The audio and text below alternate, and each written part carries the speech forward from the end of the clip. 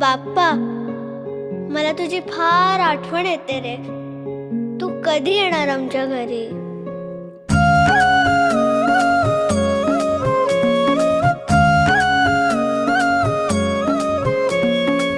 देवा तुझ्याच साठी उघडून दार, वाट पाहून झाली फार.